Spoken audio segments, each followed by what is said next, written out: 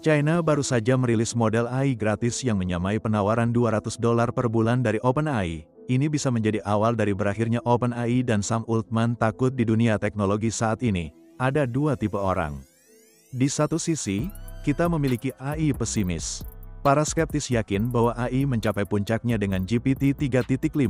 Mereka adalah orang-orang yang masih menggunakan Internet Explorer, menulis email dalam Comic Sans, dan menyalahkan TikTok atas segala hal mulai dari rentang perhatian yang pendek hingga perubahan iklim. Di sisi lain, kita memiliki AI optimis. Para pemimpi yang percaya bahwa kita berada di ambang menciptakan kecerdasan super yang akan menyelamatkan kemanusiaan atau malapetaka. Karena semuanya lebih disukai dalam gaya sinematik. Pesimis terdengar pintar tetapi optimis menghasilkan uang dan meme. Namun, tetap optimis membutuhkan keyakinan pada sensasi. Para ahli seperti Sam Altman dan perusahaan seperti OpenAI yang menjaga rahasia mereka seperti harta karun negara. Untungnya, China telah memberikan plot twist yang mengejutkan. Perilisan DeepSeek R1 kebetulan dirilis pada hari yang sama dengan pencabutan larangan TikTok di AS. Mungkin itu pukulan PR master. Tentu saja, maksud saya rilis DeepSeek R1 model AI open source berlisensi MIT yang gratis digunakan untuk aplikasi alat atau startup yang ditakdirkan untuk menghabiskan modal Ventura. Sementara dunia merayakan Sam Altman memiliki agendanya sendiri menghadiri pelantikan terbaru Trump, karena tampaknya 2025 tidak bisa menjadi tahun yang normal. Di tempat lain tersangka biasa teknologi sedang sibuk, Zuckerberg mendekode biner untuk olahraga, Bezos menangani masalah pribadi misterius, dan Elon Musk menyesali betapa bugi ChatGPT masih sama Elon. Tetapi DeepSeek R1 tidak ada di sini untuk bermain bagus dengan tolok ukur yang menyaingi model 01 OpenAI dan melampauinya dalam matematika dan rekayasa perangkat lunak. Itu sudah mengguncang status quo.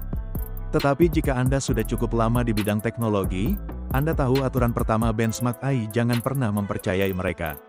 Mereka adalah profil Tinder dari dunia teknologi, selalu terlalu bagus untuk menjadi kenyataan. Epic AI misalnya, menjalankan benchmark populer dan baru-baru ini mengungkapkan bahwa itu didanai oleh OpenAI. Tidak ada yang mencurigakan tentang itu kan? Jadi, apa yang membedakan DeepSeek R1? Sebagai permulaan, ia membuang pembelajaran terawasi tradisional, di mana AI data yang diberikan secara cuma-cuma, dan diberitahu cara menyelesaikan masalah. Sebaliknya, ia bersandar pada pembelajaran penguatan proses yang kacau namun brilian di mana model gagal berulang kali hingga menemukan solusi yang tepat. Anggap saja seperti balita yang belajar menaiki tangga atau Anda mencoba merakit furnitur IKEA tanpa manual. Berikut cara kerjanya. AI menghasilkan beberapa jawaban, memberikan skor pada masing-masing jawaban, dan menyesuaikan diri untuk mereplikasi hasil dengan skor tertinggi. Ia pada dasarnya mengajarkan dirinya sendiri cara berpikir, yang sama-sama mengesankan, dan sedikit menakutkan. Tidak seperti banyak model berpemilik DeepSeek R1 adalah sumber terbuka dan dapat diakses. Memberikan kesempatan kepada pengembang untuk membangun alat tanpa anggaran komputasi awan 6 digit. DeepSeek R1 tersedia dalam beberapa ukuran. Versi 7 miliar parameter cukup ringan bagi sebagian besar, sementara Behemoth 671 miliar parameter memerlukan server farm dan jenis tagihan listrik yang mungkin membuat Anda diusir. Bagi sebagian besar pengguna model 32 miliar parameter adalah the sweet spot, kuat, tetapi dapat dikelola. Mengapa semua ini penting? Bagi pengembang DeepSeek R1 membuka pintu untuk membangun alat yang lebih cerdas. Bayangkan asisten virtual yang tidak hanya membacakan artikel Wikipedia, tetapi benar-benar mempelajari kebiasaan Anda. Apakah itu merencanakan perjalanan yang rumit, atau mendebug kode spaghetti larut malam Anda? Untuk bisnis sifat open source menyamakan kedudukan memberi kesempatan bagi perusahaan rintisan inovasi yang sebelumnya dimonopoli oleh raksasa teknologi. Implikasinya melampaui aplikasi dan alat.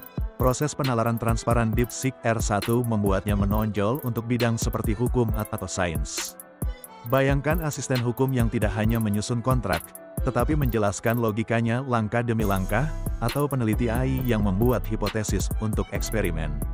Itu seperti memiliki kolaborator, bukan sekadar alat, tetapi DeepSeek R1 juga memicu perdebatan yang lebih luas, kecerdasan tentang diajarkan atau belajar secara mandiri. Keberhasilannya dengan eksplorasi mandiri menunjukkan bahwa AI masa depan dapat berkembang melampaui pengawasan manusia, lebih siap untuk menangani tantangan kompleks. Filosofi ini dapat membentuk kembali bidang mulai dari kedokteran hingga kendaraan otonom.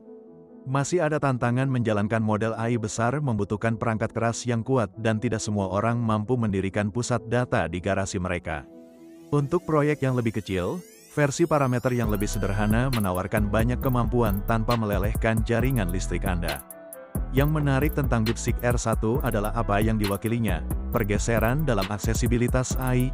Open source inovasi seperti ini memberi individu dan organisasi yang lebih kecil kesempatan untuk bereksperimen membuat dan mendorong batasan dari apa yang AI dapat lakukan, tanpa menunggu gatekeeper perusahaan meneteskan terobosan terbaru mereka.